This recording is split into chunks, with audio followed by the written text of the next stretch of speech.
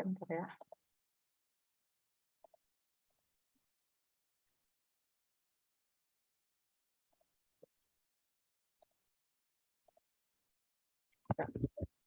Oke, bisa dilihat layarnya saya.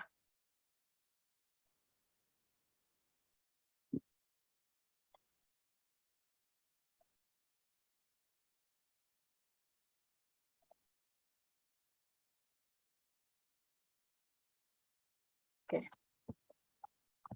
Baik, untuk pertemuan ke-6, materi yang akan kita pelajari adalah debit andalan dan neraca air. Sebelumnya mungkin kalian sudah belajar mata kuliah hidrologi belum ya? Hidrologi teknik udah ya mudah-mudahan. Udah belum?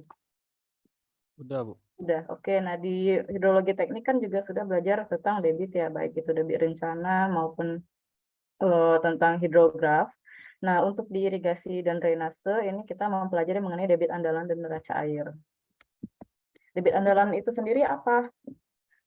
Debit andalan itu adalah debit yang dipastikan dapat tersedia sepanjang waktu atau sepanjang tahun dengan besarnya risiko kegagalan tertentu. Jadi misalkan debit sungai tersebut sepanjang tahun itu ada ketentuan minimal untuk berbagai kegunaan. Misalkan untuk air minum, itu debit andalannya harus 99% dengan risiko kegagalan berarti 1%. Untuk industri, debit andalannya itu harus 95 sampai 98% dengan risiko kegagalan berarti sekitar 3 sampai 5%. Nah, untuk irigasi sendiri kita fokus di irigasi karena mata kuliah kita perancangan irigasi. Nah, debit andalan yang harus kita penuhi atau yang harus tersedia sepanjang waktu itu sebesar 90 sampai 95%. Di mana risiko kegagalan sumber air berarti sungai ya, kita di sini menggunakan air sungai sebesar 30 sampai 5% sampai 30% itu tidak tersedia. Nah, jadi yang debit yang bisa diandalkan dari sungai yang harus terpenuhi untuk keperluan irigasi sebesar 70 sampai 95%. Nah, untuk PLTA pembangkit listrik tenaga air itu sekitar 85 sampai 90%, berarti dengan risiko kegagalan maksimal sebesar 15%. Nah, ini Bu, ya. ini slide-nya belum jalan, Bu. Oh, belum jalan? Tadi, iya, Bu. Oke, bentar ya. Oke, bentar.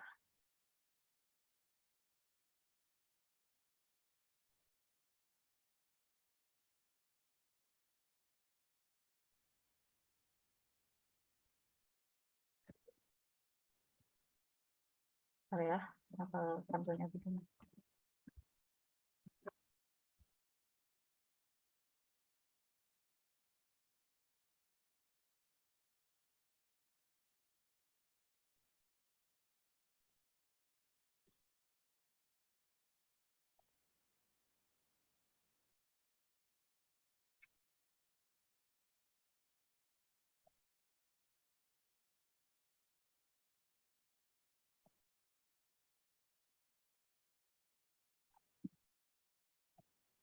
Bentar.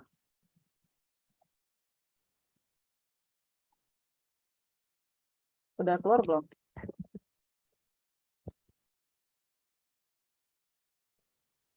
Ada, Bu. Udah ya. Tampilnya satu slide, so atau ada next slide-nya? Ini kayaknya masih nge-freeze, Bu. Oh, nge-freeze. Oh, bentar ya. Saya extend mirror ini sih layarnya. Bentar ya. Saya coba layarnya saya screen only.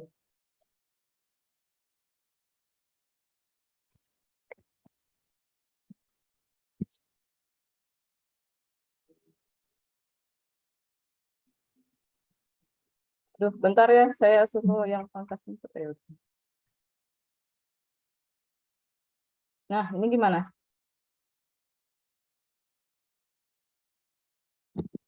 Udah, Bu. Udah ya. Tadi sampai di sini. Ya. Nah, ini tadi yang slide-nya belum tampil di layar saudara mungkin ya. Jadi untuk debit andalan di berbagai keperluan teknik sipil seperti air minum, industri, irigasi, sama PLTA itu masing-masing ada ketentuannya. Untuk air minum itu maksimal 99% itu harus dipenuhi debit andalannya. Untuk industri 95-98%, untuk irigasi 70-95%, dan untuk pembangkit listrik tenaga air itu 85-90%. Nah, sekarang kita fokus di debit andalan untuk irigasi.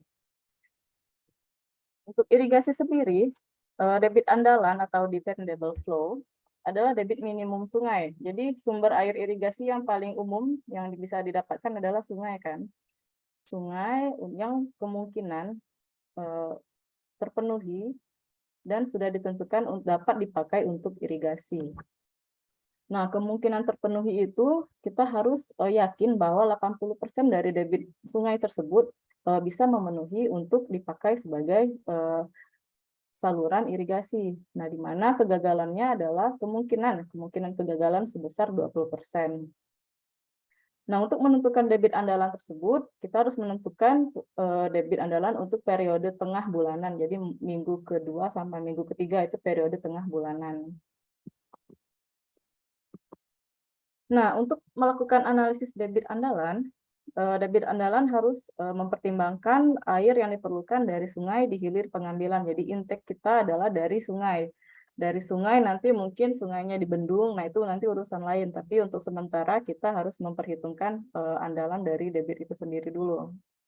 Kemudian debit andalan tersebut ini pasti akan mengalami penurunan dari waktu ke waktu seiring dengan penurunan fungsi dari tangkapan air. Kira-kira penurunan fungsi dari tangkapan air itu yang seperti apa? Ada yang bisa mengasih kira-kira bagaimana penurunan fungsi daerah tangkapan air? Ada yang punya gambaran nggak kira-kira seperti apa?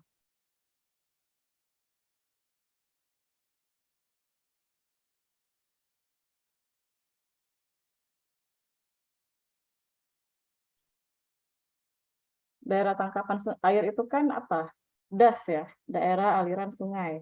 Nah, daerah aliran sungai itu adalah catchment area di mana air yang jatuh dari hujan itu kan memiliki alirannya sendiri, ada punya daerah tangkapannya, kemudian mengalir dari masing-masing saluran, terus pada akhirnya ngalir ke sungai. Nah, penurunan daerah tangkapan air itu terjadi karena berbagai faktor. Yang pertama, bisa karena perubahan penggunaan lahan. Jadi karena perubahan penggunaan lahan, bisa jadi air atau runoff yang mengalir dari daerah tangkapan air yang menuju ke sungai itu juga berubah. Terus bisa juga adanya sedimentasi. Karena ada sedimentasi, jadi air sungai pasti akan mengalami apa kalau ada sedimentasi? Mengalami pendangkalan pastikan ya kalau ada sedimentasi. Nah, jadi kalau saluran tersebut mengalami pendangkalan, otomatis debitnya juga pasti akan mengalami penurunan.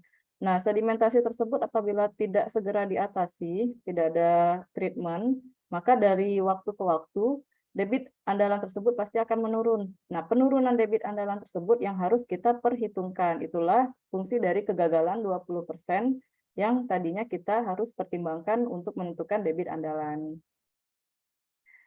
Nah, dari penurunan debit andalan yang terus-menerus turun tersebut pasti akan menyebabkan penurunan dari kinerja irigasi dan area persawahan yang dapat diairi dengan air irigasi. Karena debit andalan menurun, sehingga saluran tersebut juga pasti akan mengalami penurunan kinerja, sehingga area yang tadinya kita untuk sekian hektar, mungkin kita anggap saja ya untuk 100 hektar, karena debit andalan turun, mungkin yang dapat terbasahi mungkin berkurang dari 90 hektar menjadi 80 hektar, karena debit andalannya tadi menurun. Nah, itulah kenapa kita harus memperkirakan tadi adanya kegagalan-kegagalan yang dapat mempengaruhi area persawahan yang berkurang dari air irigasinya. Nah, antisipasi ini perlu dilakukan dengan memasukkan faktor koreksi sebesar 80% sampai 90% untuk debit andalan. Khusus untuk air irigasi ya, untuk irigasi khusus itu 80% sampai 90%. Nah, kemudian ini adalah catatan data yang harus kita miliki untuk menghitung debit andalan. Sekarang misalkan kita punya data debit yang cukup sebesar, mungkin kita punya series ya, data series yang panjang sepanjang 20 tahun atau lebih. Nah, apabila kita punya data series yang cukup panjang ya, 20 tahun ini menurut saya cukup panjang, maka metode yang bisa kita lakukan untuk menghitung debit andalan adalah analisis frekuensi distribusi dan frekuensi normal. Nah, dengan parameter perencanaan, terus debit tengah bulan dengan kemungkinan tak terpenuhi atau dengan kemungkinan kegagalan tadi sebesar 20%. Nah, kemudian apabila data kita terbatas, kurang dari 20 tahun ini, maka kita bisa menghitung dengan metode analisis frekuensi rangkaian debit yang dihubungkan dengan rangkaian curah hujan yang mencakup waktu lebih lama. Nah, untuk data yang terbatas, yang kurang dari 20 tahun ini, maka ketelitian yang harus kita gunakan itu harus kurang dari 20%. Berarti harus lebih tinggi keandalannya. Bisa berarti mungkin kira-kira jadi 15%, berarti keandalan yang harus kita penuhi sebesar 85% sampai 90%. Nah, terus kemudian ada data minimal atau tidak ada data. Tidak ada data, mungkin datanya sangat minim ya. Nah, yang harus kita lakukan untuk menghitung debit andalan, pertama kita bisa menghitung dengan model simulasi pertimbangan air dengan metode dari Dr. Mock atau metode dari Enrica. Kemudian metode Mock ini kita harus mempertimbangkan ada yang namanya evapotranspirasi, terus ada yang namanya vegetasi, terus karakteristik tanah, geologis, dan karakteristik dari das itu sendiri. Nah, untuk evapotranspirasi, khusus untuk menghitung irigasi dan drainase, kita menggunakan model apa menghitung evapotranspirasi? Ada yang masih ingat nggak pertemuan ke berapa ya? Kedua atau ketiga? Evapotranspirasi. Dengan model apa? Model Penman-Montaid, Bu. Oke, betul. Betul ya, jadi tadi mengatakan dengan model Penman-Montaid. Apa saja parameter-parameter untuk yang harus kita miliki untuk menghitung dengan model Penman-Montaid? Parameter datanya.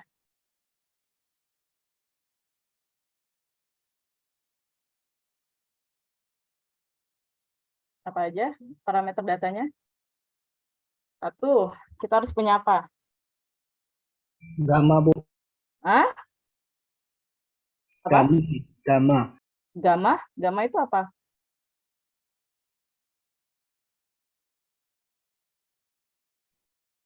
Perlu suhu, Bu. Iya, perlu suhu. Atau temperatur ya. Temperatur itu temperatur rata-rata, temperatur minimal, terus temperatur maksimal. Kemudian apa lagi yang harus kita miliki? Elevasi, Bu. Betul, ada elevasi ya, data elevasi. Terus kira-kira penyinaran matahari itu namanya apa? Nama datanya. RN, Bu. Ya, ada yang disebut dengan radiasi. Radiasi apa RN itu?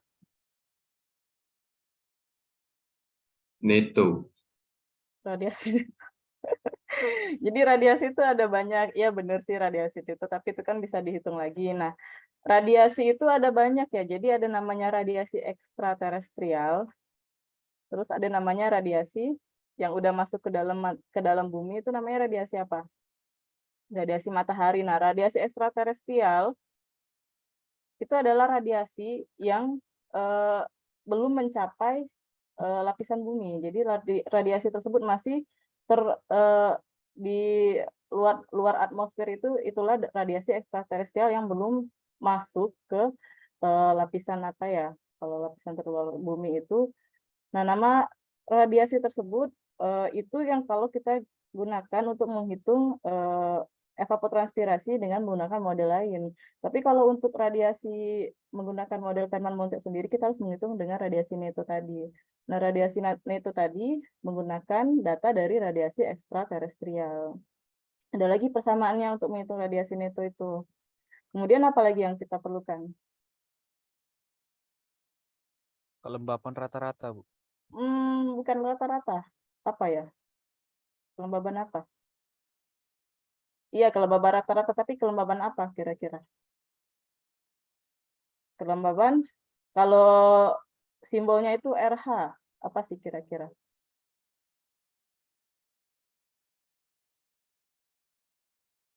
Kelembaban relatif. Jadi RH itu relatif humidity, kelembaban relatif. Kemudian ada apa lagi yang harus kita miliki parameternya? Kecepatan angin. Ya, benar, kecepatan angin ya, kecepatan angin. Nah, itu untuk menghitung dengan metode Penman-Montet. Ada banyak lagi model-model yang bisa kita gunakan untuk menghitung evapotranspirasi, tergantung dari ketersediaan data yang kita miliki. Ada yang namanya model Hargreaves, udah pernah dengar belum? Ada namanya model Hargreaves. Terus ada lagi namanya model Blaney-Criddle. Ada lagi namanya model Harufa. Terus ada lagi namanya model, banyak. Ada sekitar 9 model yang bisa kita gunakan untuk menghitung evapotranspirasi. Nah, tapi kita juga harus mempertimbangkan ketelitian dari model-model tersebut digunakan untuk wilayah kita. Kita kan di Indonesia ya.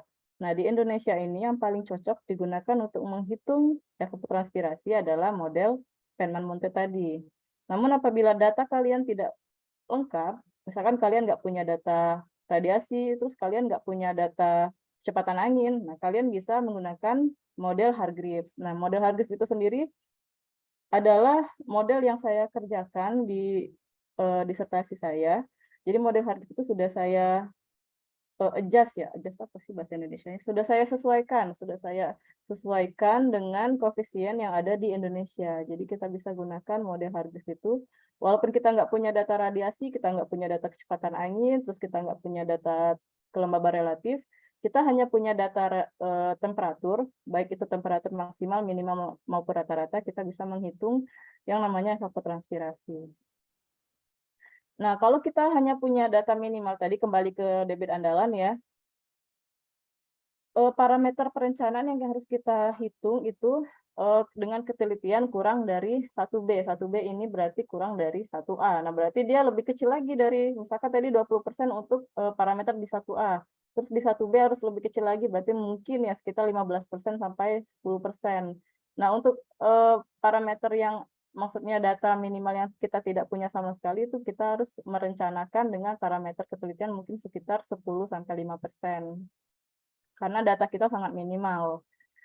Nah, apabila tidak punya data sama sekali, maka metode kapasitas saluran aliran yang sangat rendah dihitung dari muka air rendah, potongan melintang yang sudah dan pemiringan yang sudah diketahui, metode tidak tepat hanya sebagai cek. Oh, jadi ini kita sangat sulit sekali untuk menghitung debit andalan apabila kita tidak punya data sama sekali. Dan juga ketelitiannya juga sangat kurang dari 1B. 1B aja udah segini ya, apalagi yang kita nggak punya data sama sekali, bro. Mungkin nih sekitar 97% kita harus penuhi, karena kita nggak punya data, kita nggak punya record. Tren sebelum-sebelumnya debit andalannya itu berapa yang bisa terpenuhi untuk memenuhi kebutuhan irigasi di daerah tersebut. Nah, bagaimana untuk menghitung debit andalan? Jadi ini metode debit andalan yang nanti di tugas besar Anda juga Anda harus menghitung dengan metode-metode berikut. Mungkin bisa pilih salah satu sesuai dengan ketersediaan data yang dimiliki kan di soalnya. Nah, metode untuk menghitung debit andalan yang pertama kita bisa menggunakan metode Weibull. Metode Weibull itu adalah metode dengan menggunakan kurva durasi dengan debit, kurva durasi debit. Kemudian kita bisa menghitung dengan analisis frekuensi data debit. Kemudian kita bisa menghitung dengan neraca air atau water balance. Dan yang terakhir kita bisa melakukan dengan pengamatan lapangan.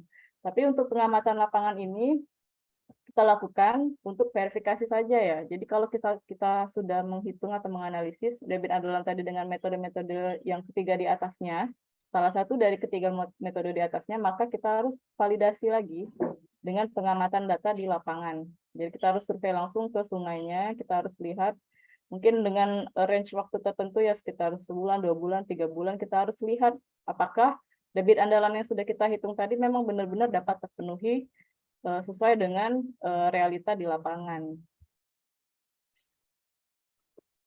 Nah, kemudian kita masuk ke metode yang pertama, kurva durasi debit atau namanya metode Weibull. Nah, persyaratan yang harus kita miliki, data yang harus kita miliki untuk menghitung dengan kurva durasi debit atau namanya metode Weibull, kita harus minimal menggunakan data 10 tahun. Data 10 tahun untuk mendapatkan probabilitas keberhasilan yang lebih kecil atau sama dengan 0,9, berarti 90% ya. Dan minimal 20 tahun untuk mendapatkan probabilitas keberhasilan di atas 0,9%. 0,9 berarti di atas 90%. Jadi kalau punya data kurang dari minimal ya, punya data minimal 10 tahun, kalian harus melakukan debit andalan perhitungan sebesar 90%. Dan kalau punya data 20 tahun berarti bisa di atas 90%. Nah, data yang kalian miliki harus syaratnya harus cukup baik dan lengkap. Jadi nggak banyak data yang bolong-bolong dalam data hariannya. Nah, kemudian data yang diperlukan, jika data tersedia, maka ada data debit observasi, kita harus bisa dapat langsung dihitung. Kemudian bila data debit tidak ada, maka dihitung debit simulasi berdasarkan data hujan, klimatologi, dan data ada sesuai dengan kebutuhan model. Nah, nanti kalau misalkan kalian punya data debit, bila data debit tidak ada, maka kita bisa melakukan simulasi lagi, simulasi data hujan tersebut menggunakan suatu model. Ada yang tahu nggak simulasi apa namanya dari data hujan bisa menjadi debit? Di hidrologi udah ada, sudah pernah belajar.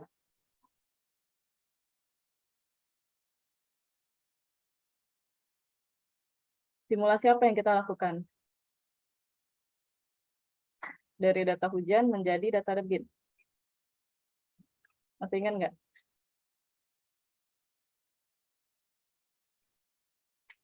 Lupa.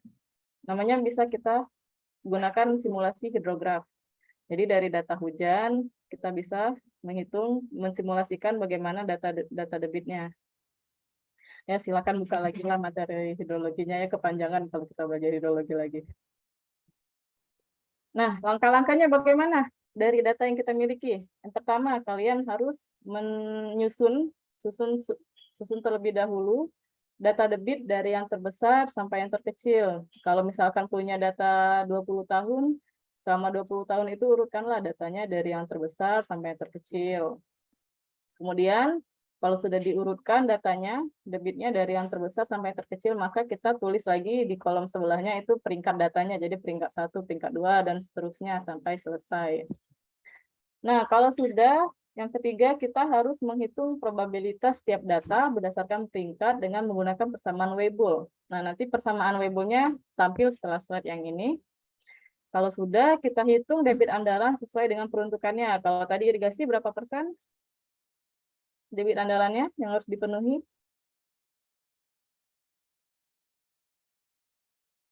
Untuk irigasi? Sekitar 70-90, Bu. Ya, sekitar 70-90%. Tapi untuk amannya kita ambillah di atas 80% untuk faktor keamanan ya. Kemudian setelah kita menghitung debit andalan tadi, kita membuat kurva durasi debit dengan plot data. Jadi plot data debit dan plot data periode ulangnya kita buat kurva durasi debit dengan plot data. Nah, bagaimana persamaan Weibull-nya? Ini persamaan Weibull untuk menghitung probabilitas tadi. Jadi P itu apa? Probabilitas terjadinya variabel X atau debit ya, yang sama dengan atau lebih besar dari X kecil. X kecil itu debit meter kubik per detik. Sama dengan M itu adalah peringkat datanya ya. Jadi peringkat data tadi kan sudah dibuat peringkat 1 sampai seterusnya. Misalkan punya 20 tahun atau 10 tahun data, berarti peringkat 1 sampai peringkat 10. Kemudian dibagi dengan N itu adalah jumlah datanya. Kalian punya data berapa tahun, itulah jumlah datanya, ditambah dengan 1 dikali dengan 100%. Notasi X besar itu seri data debitnya. Jadi seri data debitnya yang sudah berapa tahun, dan X kecil adalah debit andalan jika probabilitas sesuai dengan peruntukannya. Misalkan untuk irigasi itu sebesar 80%, berarti kita tulis sebesar 0,8.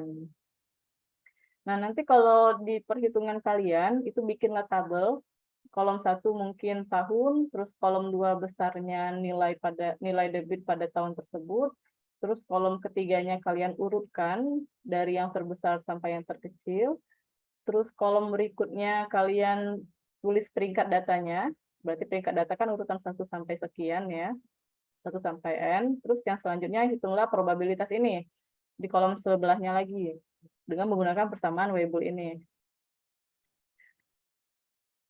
Nah, kalau tadi sudah, terus kalau sudah itu debit andalannya, kalian gunakan plot data antara data besar aliran meter kubik per detik ini ya, debitnya dengan probabilitasnya. Jadi probabilitasnya tadi sebesar 0% sampai 100%. Untuk irigasi sendiri kita ambil mungkin sekitar 80 sampai 90% ya. Nah, dilihat untuk sebesar probabilitas 80% ini kalau sudah diplot ya data ini, kita lihat 80% ini berapa nilainya? Sekitar 27,6 meter kubik per detik. Nah, inilah debit andalan yang harus dipenuhi pada perhitungan irigasi kalian. Bahkan kalian ingin mengambil keandalan tadi sebesar 50%, 90% probabilitas kejadiannya. Diplotkan, kalau kalian ambil, nah ini berarti sebesar 13,60 meter kubik per detik untuk keandalan sebesar 90%. Nah, selanjutnya kita menghitung debit andalan menggunakan data debit. Ada syarat lagi untuk menentukan atau menghitung debit andalan ini apabila kita awalnya dari data debit. Yang pertama, syaratnya yang harus tersedia adalah data minimal 20 tahun. Kemudian catatan debit biasanya didasarkan pada catatan tinggi muka air di tempat-tempat pengukuran di debit sungai. Berarti ini adalah data primer, berarti data pengukuran yang langsung didapatkan dengan survei langsung di sungai. Itu baru namanya data primer ya. Kemudian kalau data sekunder itu berarti kalian dapat datanya itu dari sumber lain. Misalkan kalau hujan dari BMKG, terus mungkin data sungai mungkin dari balai sungai setempat. Nah, itu namanya data sekunder, data yang tidak kalian dapatkan langsung dengan mengukur. Tapi kalau data primer itu artinya adalah data yang kalian dapatkan langsung dengan cara mengukur langsung, survei langsung, terjun langsung ke lapangan, terus kalian dapat datanya, itu artinya data primer. Nanti ke depan misalkan kalian mau nulis skripsi, pasti ditanya tuh sama pembimbingnya, kamu nanti ngumpulkan data primernya apa, data sekundernya apa. Nah, itu harus ingat dari sekarang ya. Kalau data primer itu data yang kalian kumpulkan sendiri, kalian terjun langsung ke lapangan, kalian ukur langsung. Tapi kalau data sekunder itu kalian dapat dari sumber-sumber tertentu sesuai dengan peruntukannya. Misalnya data hujan kalian ambil dari BMKG, Pak, gitu. Oh, berarti itu namanya data sekunder. Misalkan data debit kalian minta dari balai, berarti itu namanya data sekunder. Ya, bukan kalian yang mendapatkan langsung. Oke, lanjutkan. Seterusnya, muka air harian dikonversi menjadi debit dengan menggunakan hubungan antara tinggi muka air dengan debit. Berarti ini kurva debit dengan tinggi muka air. Kurva Q dengan H. Q itu debit, H itu tinggi muka air. Nah, rata-rata tengah bulanan dihitung dari harga-harga debit harian. Jadi kita kalau misalkan punya data debit itu bulanan, yang kita ambil untuk menghitung debit andalan itu adalah debit di tengah bulanan, jadi di minggu kedua dengan minggu ketiga, dan dirata-ratakan itu baru kita bisa menentukan debit andalannya. Jadi nggak bisa dari minggu 1 atau minggu terakhir, nggak bisa, kita harus ngambil dari tengah bulanan. Terus tadi data debitnya cukup ya, terus gimana kalau data yang tersedia itu terbatas? Nggak cukup dengan ketentuan yang diperlukan. Berarti kita jika hanya tersedia catatan data dengan liputan waktu yang pendek, mungkin sekitar 5 tahunan, maka analisis frekuensi dapat dilakukan dengan menilai frekuensi relatif masing-masing harga tengah bulanan musim kering. Kemudian debit musim kering dibandingkan dengan curah hujan. Jadi debit musim kering tadi, debitnya dibandingkan dengan curah hujan di daerah aliran sungai menjelang musim kering tersebut dan diberi frekuensi yang sama dengan curah hujan sebelumnya. Jadi data debit yang kering tadi, yang musim kering tadi, kita bandingkan dengan data curah hujan apabila ada ya curah hujannya di daerah aliran sungai atau DAS yang menjelang musim kering, kita beri frekuensi yang sama dengan curah hujan yang sebelumnya. Jadi mungkin bulan sebelumnya kita harus isikan nilai tersebut karena untuk memenuhi kehilangan data yang terjadi pada tengah bulanan tersebut. Nah, kemudian hal ini mengandaikan tersedianya catatan curah hujan yang mencakup jangka waktu yang lama. Berdasarkan data tersebut, kemungkinan atau probabilitas dapat dinilai dengan lebih mantap. Oke, ini mungkin kalian nggak akan kerjakan di tugas besar kalian, tapi apabila nanti setelah lulus kalian dapat pekerjaan menghitung irigasi tapi nggak punya data debit, ini yang harus kalian lakukan. Nah, terus selanjutnya ini yang terakhir dengan cara neraca air. Sebenarnya ada cara lain ya, tapi mungkin kita nggak terlalu fokus di sana, itu bisa kalian pelajari sendiri. Nah, ini yang paling penting adalah neraca air atau water balance. Kita kan punya yang namanya siklus hidrologi ya. Ada yang bisa jelaskan nggak siklus hidrologi? Gimana ceritanya? Yang bisa ceritakan nggak?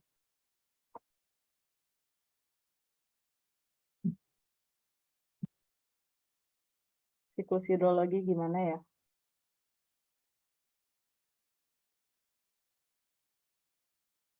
Ada kaitannya siklus hidrologi itu dengan neraca air atau water balance?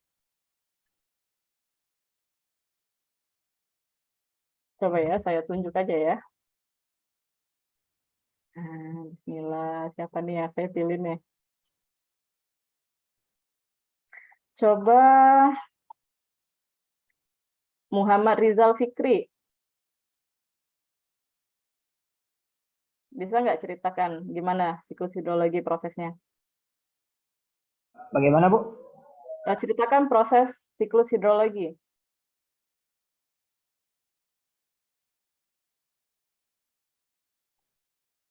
Browsing dulu ya. Ya nggak apa-apa, asal bisa nyeritain. Oh, bagaimana, Rizal? Mungkin dari tahap pertamanya itu, Bu, evaporasi, Bu. Apa itu evaporasi?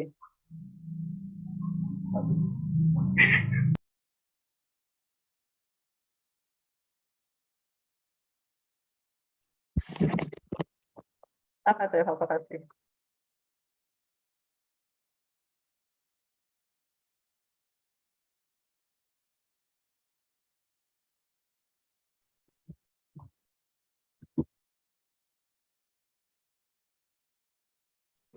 Penguapan, Bu.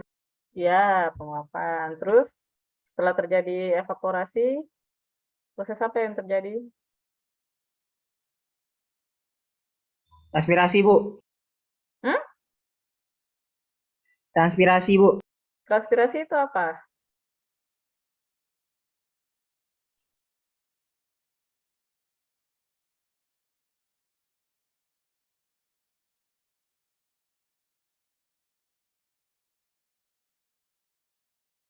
Penguapan air, Bu. Iya, penguapan. Tadi evaporasi juga penguapan air. Transpirasi penguapan air. Terus bedanya apa dengan evaporasi?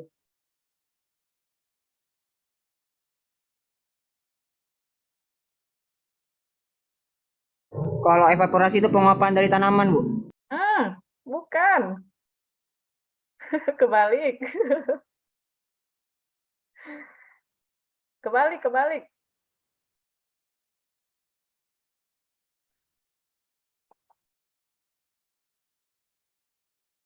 Berarti transpirasi dari tanaman, Bu, berarti, Bu.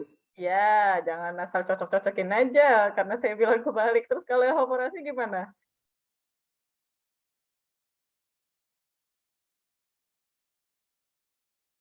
Dari mana penguapannya?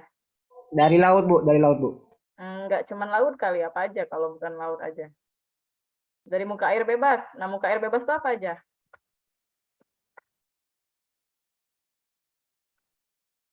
Sungai, danau mungkin, Bu. Iya, betul. Jadi ada perbedaan ya, ada evaporasi, ada transpirasi. Kalau evaporasi itu dari muka air bebas, bisa sungai, laut, danau, saluran-saluran yang saluran terbuka. Pokoknya apa saja yang muka air bebas ya. Terus kalau transpirasi itu sumber penguapan yang terjadi pada tanaman. Nah, ada satu istilah lagi, evapotranspirasi. Apa tuh?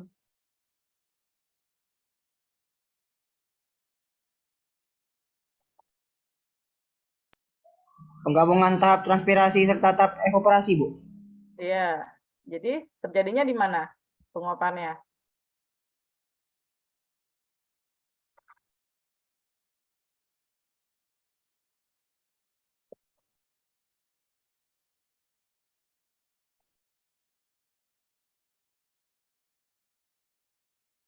tanaman ya, Bu? Nggak cuma tanaman aja, kan ada evaporasinya. Jadi kalau evapotranspirasi itu penguapan yang terjadi baik itu di muka air bebas, muka air yang terbuka maupun di tanaman. Jadi misalkan tanaman tuh kan nggak cuman satu wilayah kan tanaman aja yang teruap kan nggak mungkin, pasti permukaan tanah di sekitar tanaman itu juga teruap kan, terevaporasi. Nah, jadi penggabungan penguapan baik di tanaman sekaligus di lahan terjadi sekaligus, kita kan nggak bisa kan membedakan yang mana terjadi pada lahan, yang mana terjadi pada tanaman, nggak bisa, susah. Besarnya berapa di tanaman, besarnya berapa di lahan. Nah, jadi untuk mengetahui berapa penguapannya tersebut, kita langsung saja menghitung evapotranspirasi. Kalau kalian mau pisahkan berapa evaporasi, berapa transpirasi, itu akan sangat sulit dilakukan. Caranya kalau misalkan evaporasi itu bisa digunakan dengan lisimeter atau pan evaporatif. Nah, itu kalau kalian pengen tahu evaporasinya saja. Tapi untuk transpirasi gimana? Susah kan? Nah, untuk transpirasi kalian bisa hitung dengan model lain lagi. Untuk transpirasi itu banyak proses biokimia yang terjadi di dalam proses transpirasi. Nah, karena kita lebih fokusnya di proses fisik, proses fisika, maka kita langsung gunakan model evapotranspirasi. Oke, bagus Rizal. Selanjutnya, setelah terjadi penguapan baik dari evaporasi, transpirasi maupun evapotranspirasi, apalagi yang terjadi? Proses siklus hidrologi tadi. Sublimasi, Bu. Sublimasi itu apa?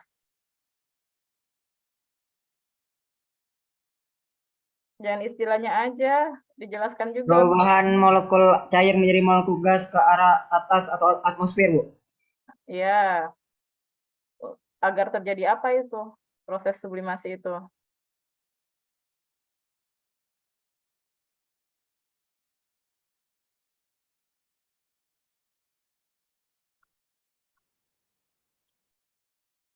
Agar terjadi proses, Ada terjadi kondensasi, Bu. betul, kondensasi. Kondensasi itu apa?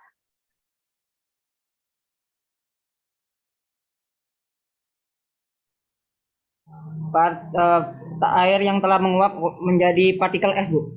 Oh ya, betul. Oke, Rizal, makasih ya. Teruskan ke temannya, Serlia Veronica. Setelah kondensasi gimana?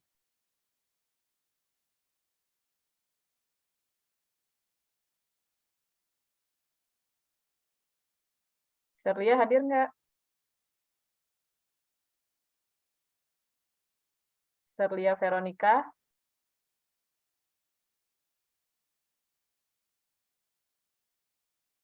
Halo, Serlia.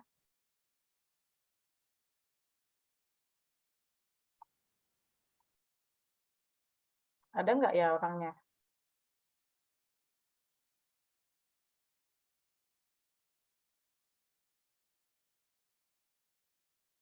Wah, ini online tapi raganya nggak hadir ya di Koliaring gimana nih?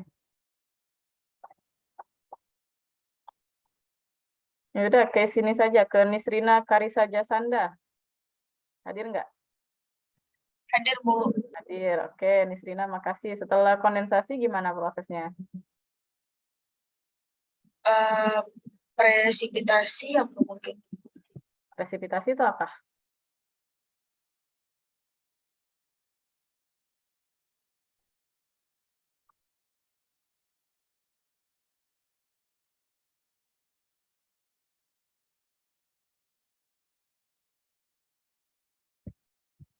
Turunnya air ke permukaan bumi, Bu, dalam bentuk hujan. Betul, iya. Jadi presipitasi itu artinya hujan. Jadi air yang telah terkondensasi tadi yang berupa partikel-partikel es mencair sehingga turun berbentuk hujan, mencapai ke permukaan bumi.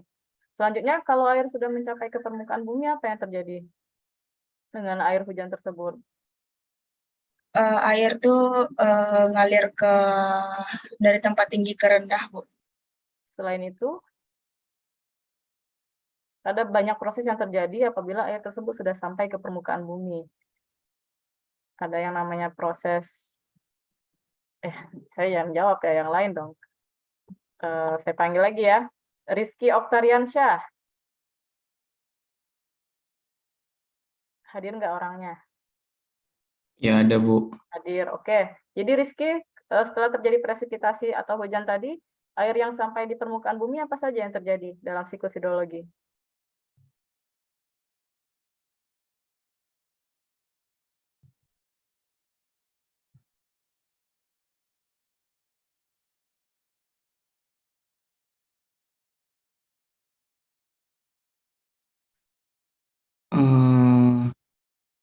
Infiltrasi bukan, Bu? Iya, ada yang namanya infiltrasi. Terus, infiltrasi Terus infiltrasi itu proses masuknya air ke permukaan bumi. ya.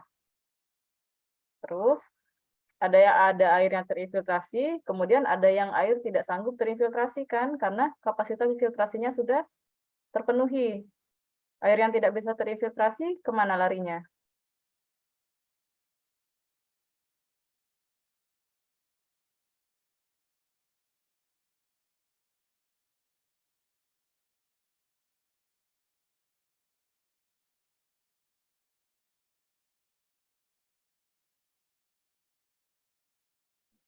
Ke, ke, ke sungai, Bu.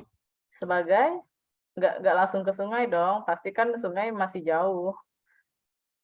Kemana dulu? Sebagai apa?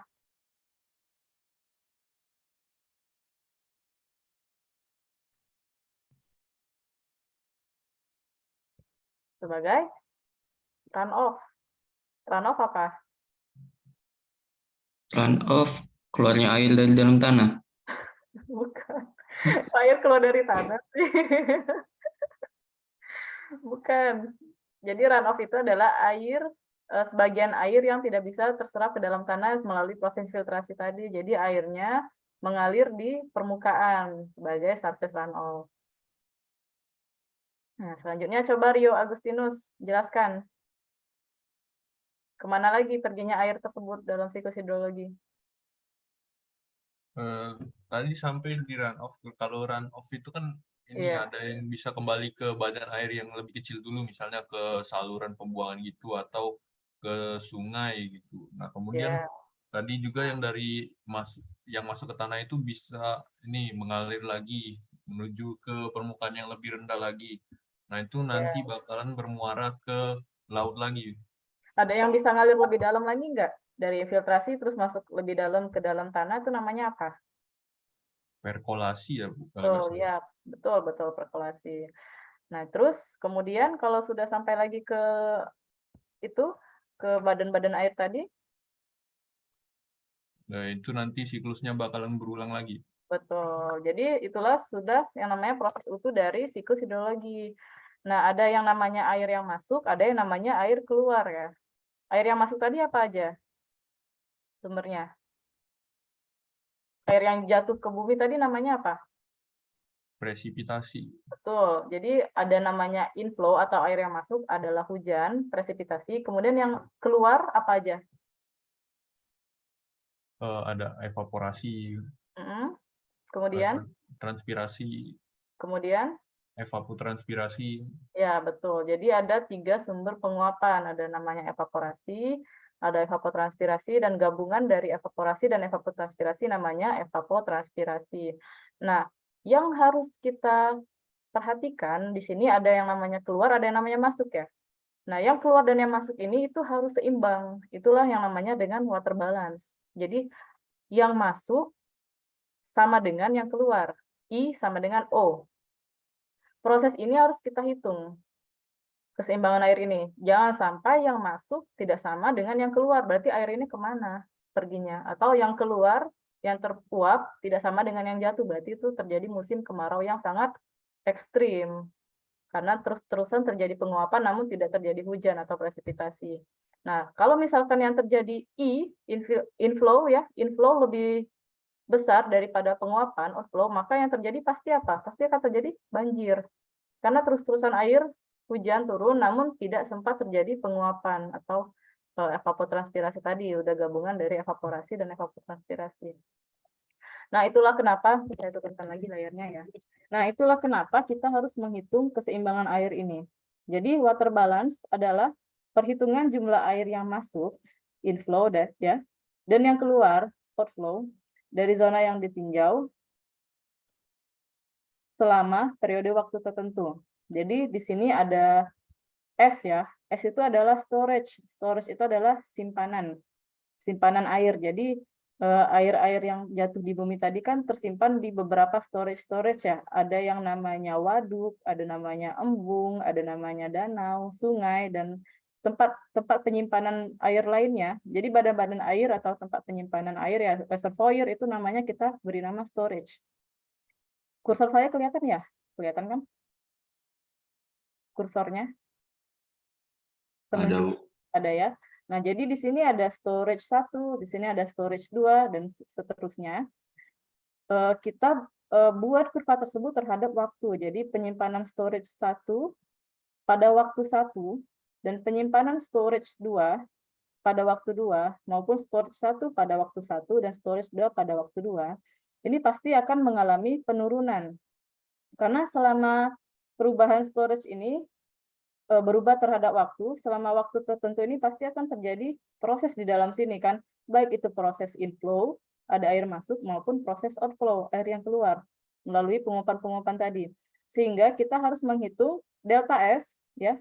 Delta S ini adalah selisih dari perubahan storage 1 ke storage 2 tadi. Nah, itu adalah perubahan yang harus kita tinjau, perubahan tampungan yang harus kita tinjau. Nah, ini namanya adalah neraca air atau water balance. Jadi kita harus melihat perubahan storage, perubahan simpanan air pada waktu tertentu di zona yang kita tinjau.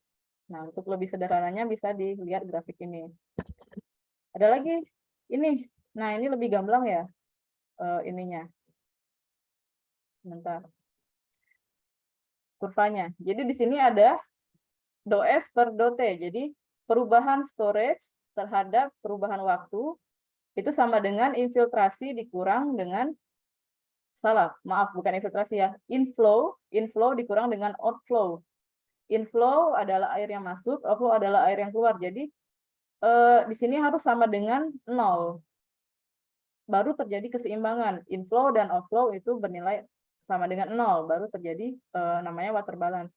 Nah, di sini ada skematiknya ya. Jadi di sini mungkin permukaan bumi. Ini permukaan bumi, kemudian di sini lautnya. Air yang jatuh itu inflow berupa presipitasi. Presipitasi baik yang terjadi di darat maupun yang terjadi di laut. Kemudian ada yang namanya evaporasi. Evaporasi baik yang di darat maupun yang di laut. Nah, pada saat terjadi hujan, maka air tersebut ada yang melimpah sebagai surface runoff, dan ada lagi yang masuk ke dalam tanah sebagai groundwater flow. Aliran air di dalam tanah. Nah, aliran air di dalam tanah ini lambat laun juga pasti akan kembali lagi masuk ke daerah wilayah air, yaitu laut atau sungai-sungai.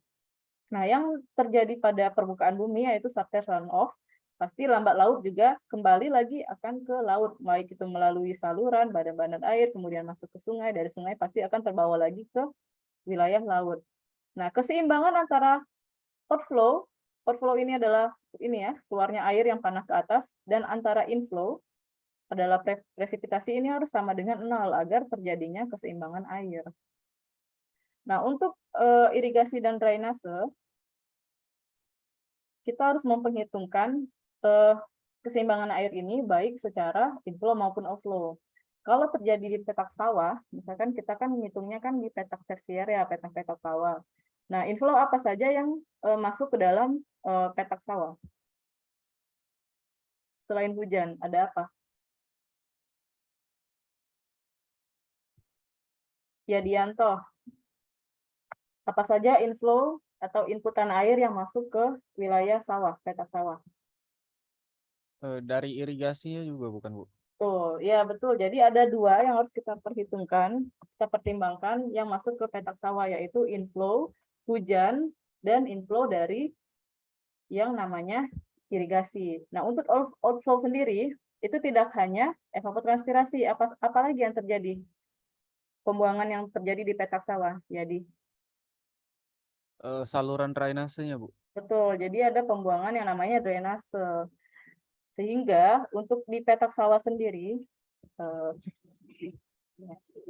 bentar ya, saya cancel dulu.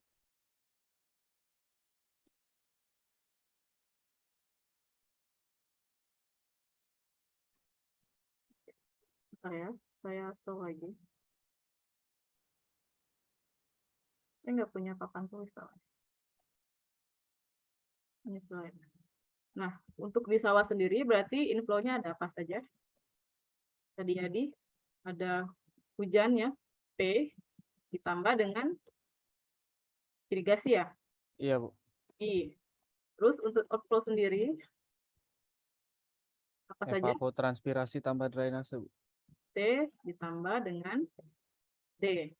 Nah, sehingga untuk memenuhi keseimbangan air itu syaratnya harus infiltrasi, inflow. Apa ya saya ngomong infiltrasi dulu? Inflow sama dengan outflow harus sama dengan 0. Ini syarat dari water balance. Ya.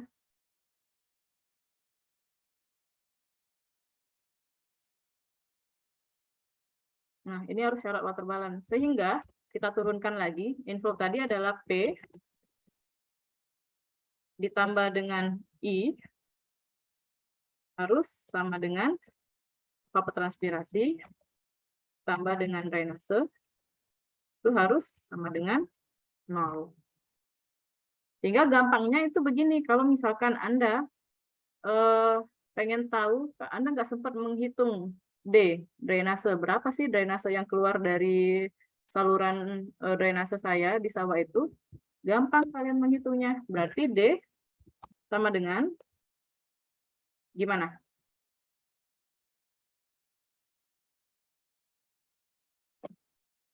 Hujan tambah sama irigasi dikurang dengan Evapotranspirasi.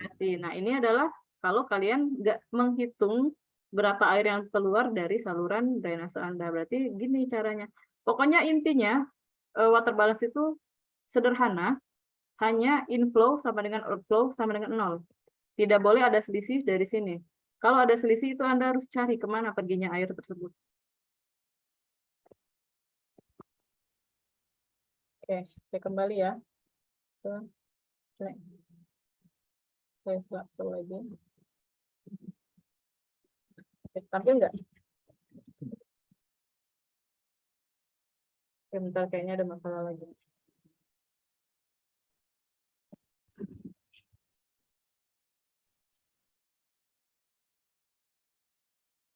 Bentar ya.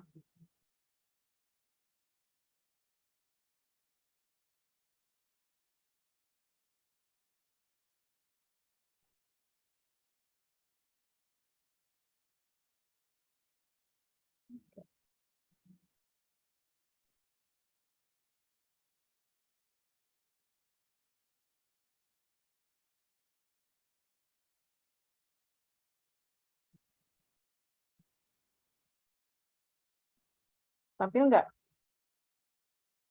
Enggak ya? Bentar ya. Saya akan screen on dulu.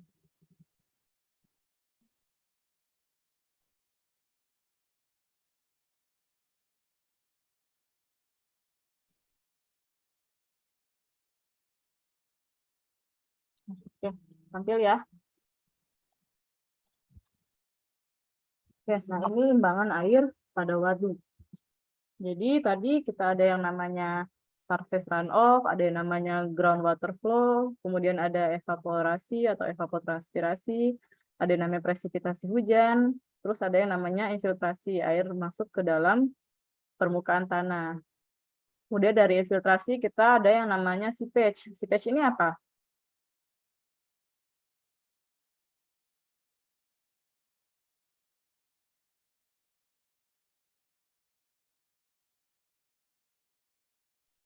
Rembesan, Bu. Betul, ya. Jadi seepage ini adalah rembesan. Jadi di sini ada waduk ya. Sini ada dinding penahan dari dinding waduk tersebut. Ini tadi ada air. Nah, air tersebut pasti mengalir di atas badan waduk ini kan ya. Ada namanya overflow.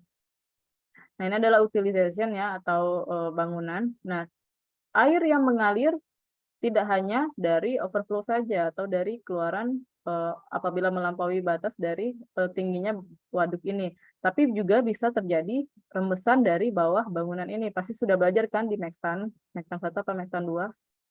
Ada yang namanya rembesan. Nah, kemudian imbangan air pada waduk ini prinsipnya sama. Jadi delta storage, ini kan simpanan ya. Air ini kan tersimpan nih di reservoir ini, di penyimpanan ini. Perubahan air yang terjadi pada storage ini itu harus sama dengan jumlah dari infiltrasi dikurang dari jumlah dari inflow dikurang dari jumlah outflow. Nah, ini yang harus kalian perhitungkan. Nah, untuk menghitung ini ada berbagai faktor yang kita harus miliki datanya, sehingga kita bisa buat tabulasi untuk menghitung imbangan air pada waduk atau water balance ini.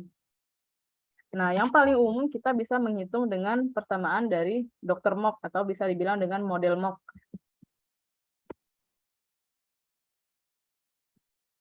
Nah, ini namanya model Mock. Jadi, neraca air atau water balance yang kita gunakan dengan metode Mock atau model Mock itu memperhitungkan data curah hujan, evapotranspirasi, dan karakteristik hidrologi. Jadi, kita juga hitung karakteristik dari hidrologi tersebut ya, di suatu daerah pengaliran sungai. Jadi di sini ada hujan, presipitasi, kemudian presipitasi mengalir menjadi limited evapotranspirasi.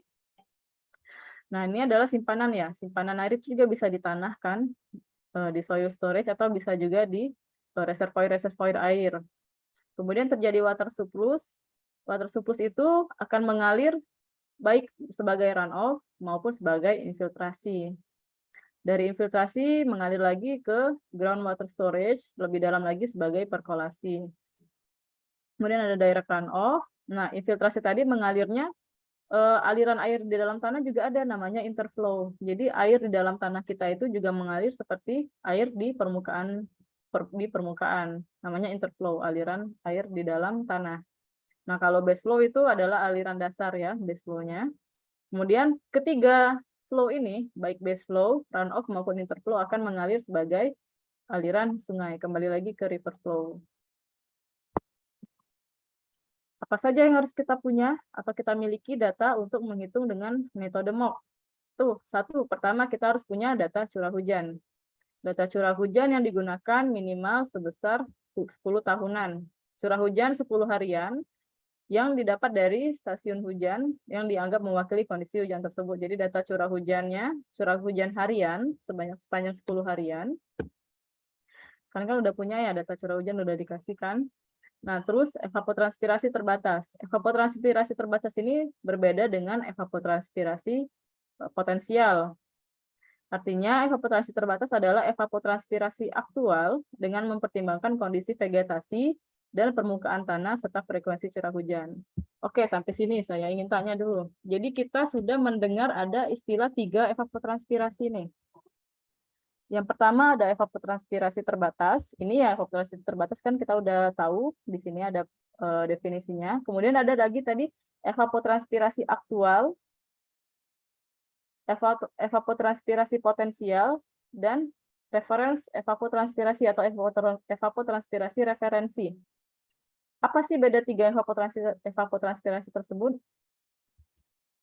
Dari evapotranspirasi potensial dulu ya. Saya panggil coba Wulan Nurita. Apa itu evapotranspirasi potensial?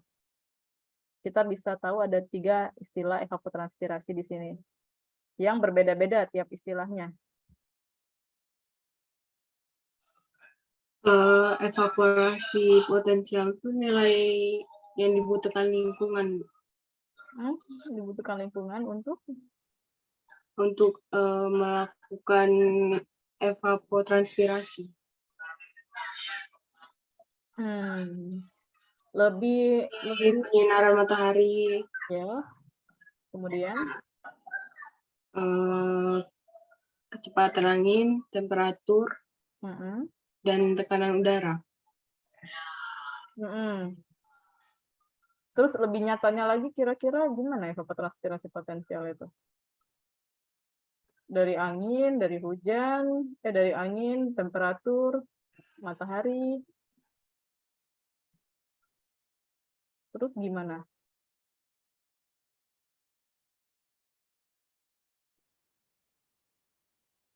Nicholas Jason.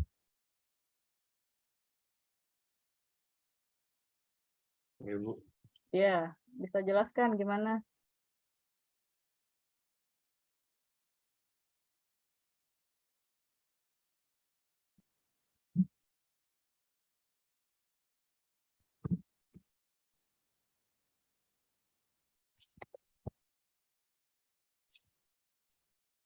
Ya, Nicholas.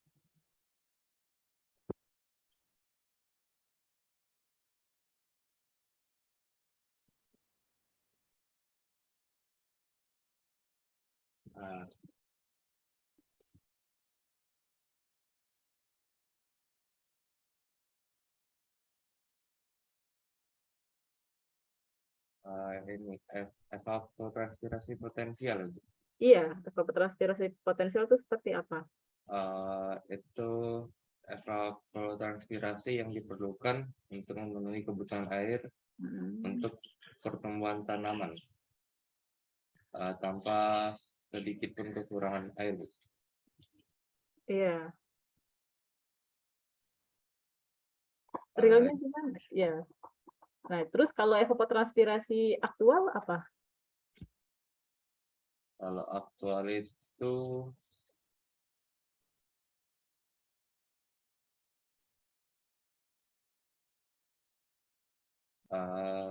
penggunaan air konsumtif.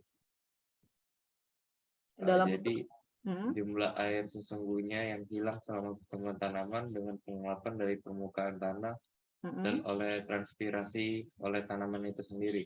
Iya, berarti dalam bentuk langsung yang teruap dari tanamannya. Kalau evapotranspirasi referens,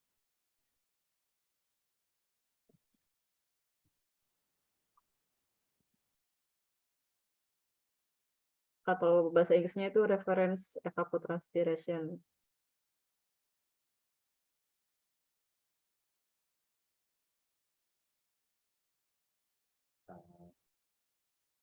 Ada satu istilah lagi. Oke, ya udah, makasih Nicholas Jason, benar ya jawabannya ya. Jadi tinggal pertanyaan kita evapotranspirasi reference. Nah, saya jelaskan dulu ya. Jadi evapotranspirasi itu ada 3. Ada evapotranspirasi potensial, ada evapotranspirasi aktual, dan evapotranspirasi referensi. Nah, evapotranspirasi yang pertama kita bahas evapotranspirasi potensial ya. Evapotranspirasi potensial itu adalah potensi besarnya terjadi nilai evapotranspirasi yang kita hitung menggunakan model-model. Jadi kan kita sulit tuh untuk mengukur evapotranspirasi, jadi kita hitung menggunakan model, baik itu model Penman-Montet, model Hargreaves, dan model-model lainnya yang kita estimasi dengan hitungan-hitungan, dengan model ya, dengan rumus-rumus. Nah, itu namanya evapotranspirasi potensial. Evapotranspirasi potensial itu tidak benar-benar terjadi sebesar angka yang kita hitung dari model tadi, karena itu hanya potensi. Potensi pada hari tersebut akan terjadi evapotranspirasi sebesar nilai tersebut. Nah, itu namanya evapotranspirasi potensial. Kemudian ada yang namanya evapotranspirasi reference. Nah, evapotranspirasi reference itu adalah nilai evapotranspirasi yang terjadi dengan satu tumbuhan yang kita anggap itu sebagai referensi. Biasanya, tumbuhan yang kita anggap sebagai referensi untuk evapotranspirasi reference adalah rumput. Rumput ya. Nah, rumput itu adalah, evapotranspirasi yang terjadi dari tanaman rumput itu adalah nilai evapotranspirasi reference. Reference evapotranspiration. Nah, yang namanya evapotranspirasi aktual itu berarti adalah evapotranspirasi yang real ya, yang benar-benar terjadi atau bisa disebut dengan sebagai konsumsi air pada tanaman tertentu. Jadi kita kan di sini fokusnya di tanaman padi ya. Padi, ada juga namanya palawija, ada jagung-jagungan dan lain sebagainya. Nah, nilai evapotranspirasi aktual yang terjadi di berbagai tanaman tersebut juga pasti berbeda-beda. di padi sekian, di palawija sekian, baik di jagung sekian maupun di tanaman hortikultur lainnya ya, sayur-sayuran, buah-buahan. Nah, itu nilai evapotranspirasi aktualnya pasti berbeda. Bagaimana tahu menghitung evapotranspirasi aktual? Itu caranya dengan ada nilainya crop koefisien atau KC. KC dikali dengan evapotranspirasi potensial. KC dikali dengan ETP itu adalah nilai evapotranspirasi aktual. Jadi sebenar-benarnya nilai air yang benar-benar dikonsumsi oleh tanaman dan digunakan sebagai penguapan. Itu namanya evapotranspirasi aktual. Jadi beda ya antara potensial, referens, dan aktual tadi. Jangan sampai lupa ini nilai evapotranspirasi ini, sehingga kalau misalkan kalian salah, itu bisa kacau. Tadinya kita butuh air sekian untuk memenuhi tanaman apa yang kalian pakai, mungkin evapotranspirasi potensial itu akan sangat kebanyakan airnya. Ya, karena yang kita perlukan itu evapotranspirasi aktual untuk menghitung kebutuhan air di tanaman. Oke, kita lanjut ya. Nah, untuk metode MOOC sendiri ada lagi satu istilah namanya evapotranspirasi terbatas. Nah, evapotranspirasi terbatas ini adalah ETC atau evapotranspirasi aktual dengan mempertimbangkan kondisi vegetasi dan permukaan tanah serta frekuensi curah hujan. Jadi di sini ada pertimbangan faktor vegetasinya dan juga faktor curah hujan maupun permukaan tanah. Nanti kita lihat gimana persamaannya.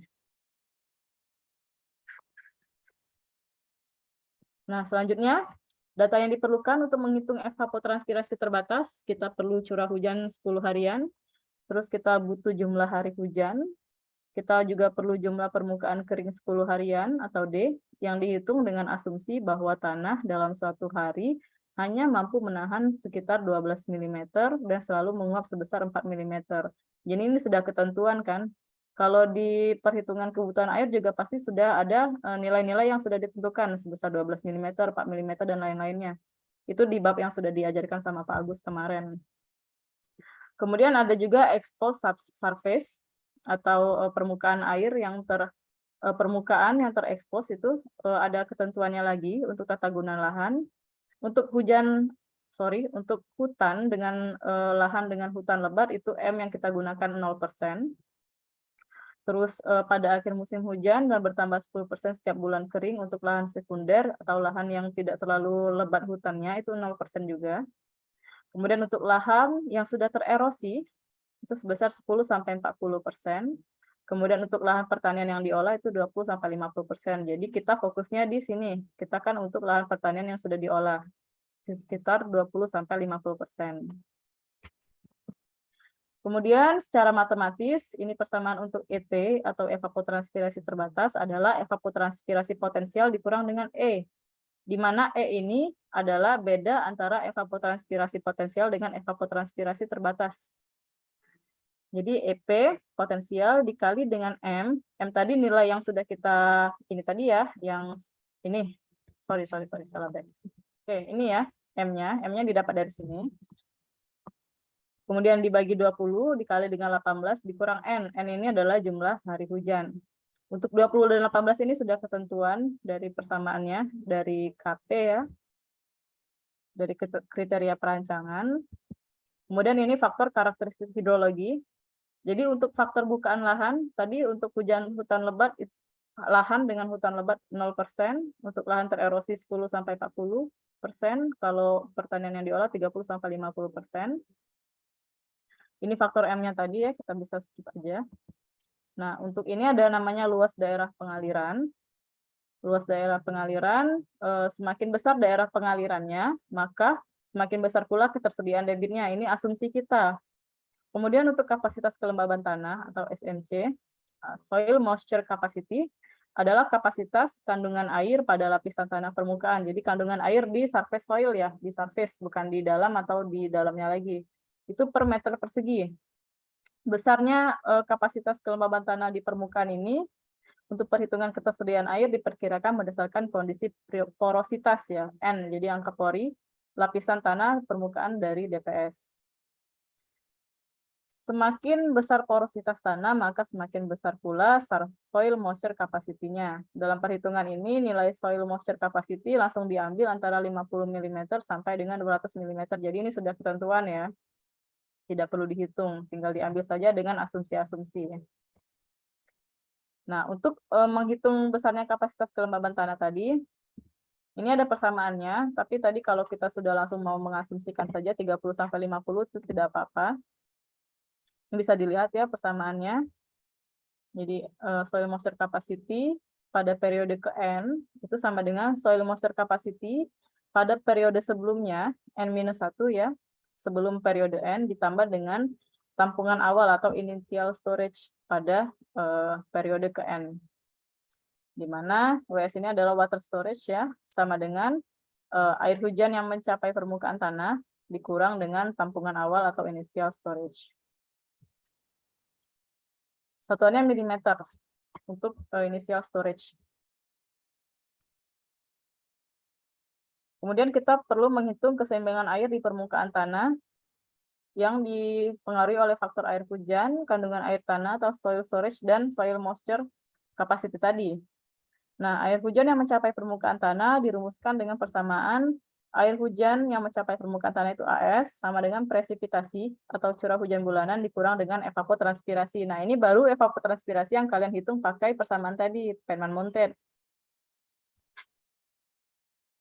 Kemudian kandungan air tanah, besar kandungan tanah tergantung dari harga AS. Bila harga AS tadi air hujan yang mencapai permukaan tanah ya AS tadi. Kemudian aliran dan penyimpanan air tanah, ada runoff dan groundwater storage.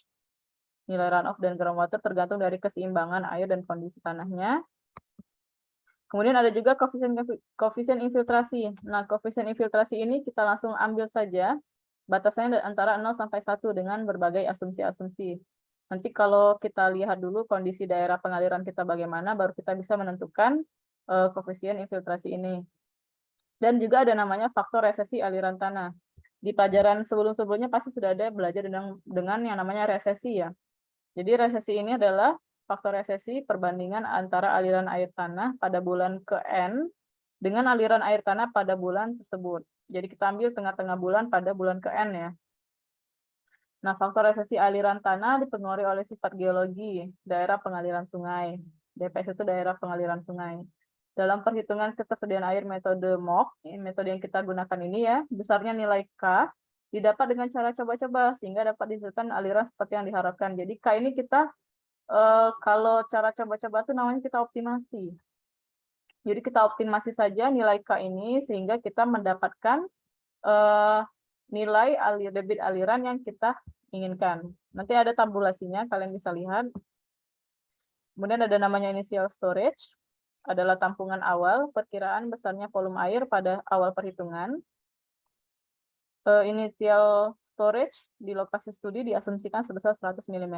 Jadi memang di perhitungan ini kita banyak menggunakan asumsi-asumsi ya, seperti di perhitungan kebutuhan air juga kita banyak menggunakan asumsi-asumsi kan berapa milimeternya, karena memang sulit kalau misalkan kita harus menghitung secara rinci atau menggunakan persamaan, jadi kita menggunakan banyak dengan asumsi-asumsi untuk menghitung irigasi ini.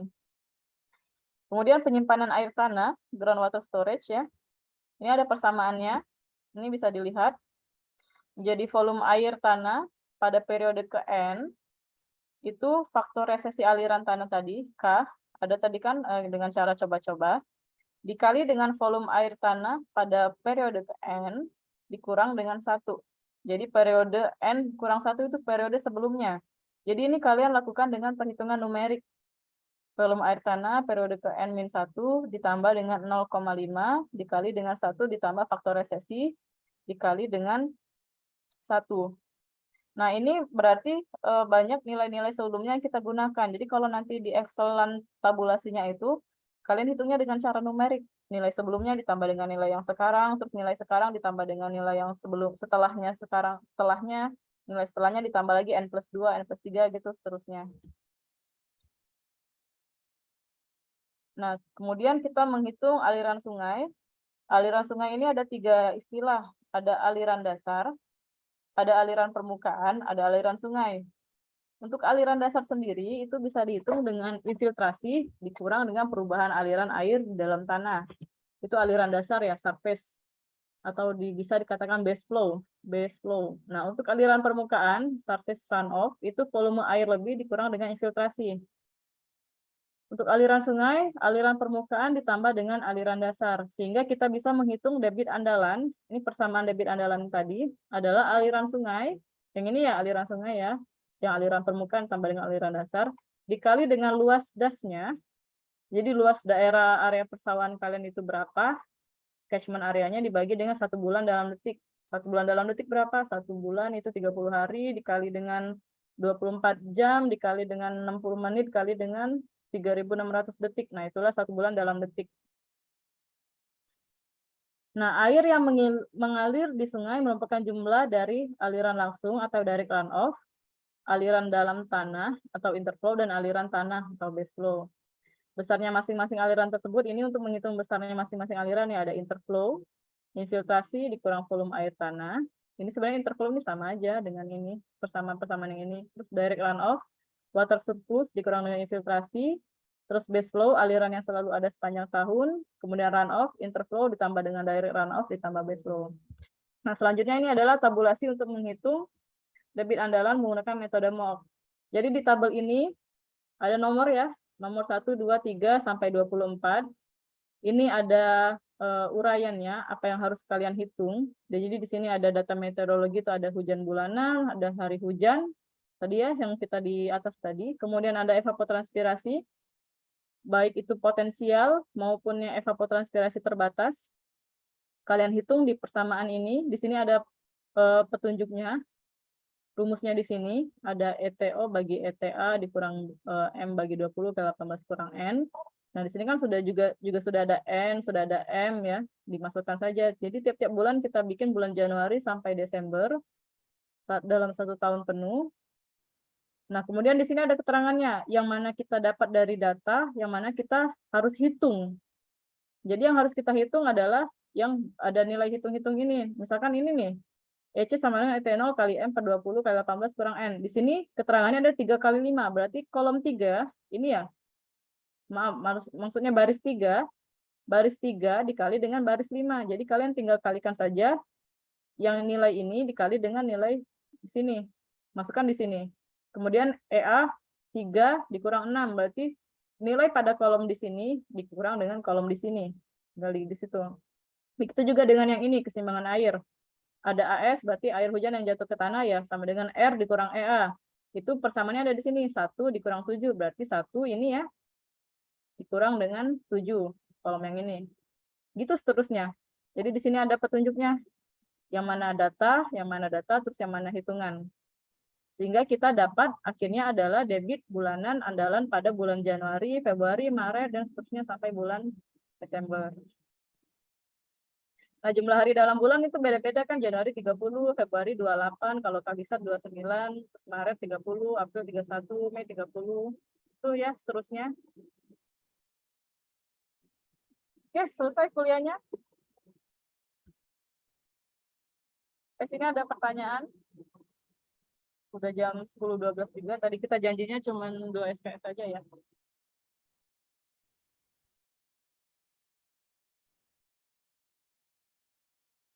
Oke, mungkin ada pertanyaan. Silakan. Izin nanya sedikit, Bu. Kalau misalnya tadi kan di bagian evapotranspirasi reference itu katanya pakai rumput, Bu. Itu Ya. kenapa harus rumput, Bu? Dan jenis-jenis rumput itu ngaruh nggak, Bu, ke evapotranspirasi referensinya? Ya, bagus ya pertanyaannya, Fitri ya. Jadi sebenarnya kita itu ada punya patokan atau pedoman untuk menghitung irigasi, namanya patokan dari satu dunia gitu ya, namanya FAO.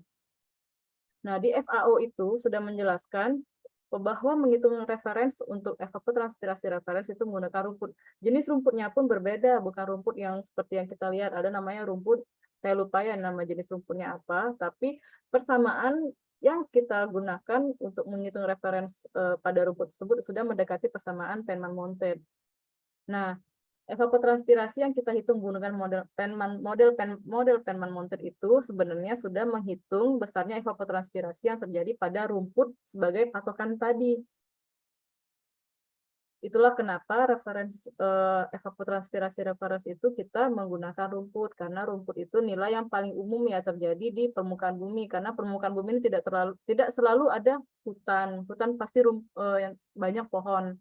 Nilai evapotranspirasi yang di pohon juga pasti lebih besar lagi. Terus yang kita gunakan untuk tumbuh-tumbuhan itu kita mau nanam apa, misalkan padi atau palawija, itu akan sulit lagi untuk menghitung evapotranspirasinya kalau kita tidak menggunakan model dan tidak menggunakan nilai crop coefficient. Sehingga untuk menghitung acuan saja secara cepat itu kita menggunakan rumput tadi. Makanya dinamanya reference evapotranspirasi. Ya Bu, terima kasih Bu. Ya, sama-sama. Oke, ada lagi pertanyaan, mungkin jamnya sudah lewat ya. Silakan kalau ada lagi.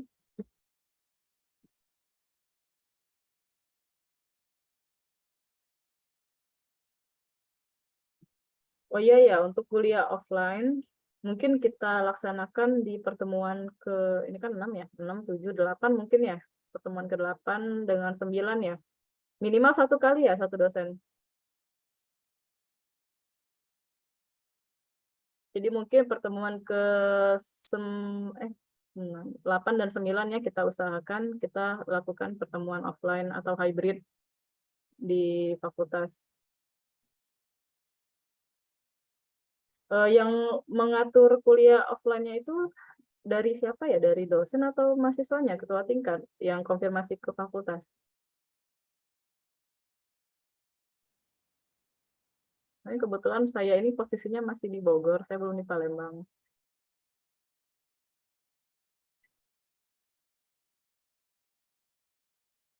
Ada informasi nggak? Kalau kemarin-kemarin yang Pak Agus itu, Pak Agus sendiri ya langsung di kelasnya gitu?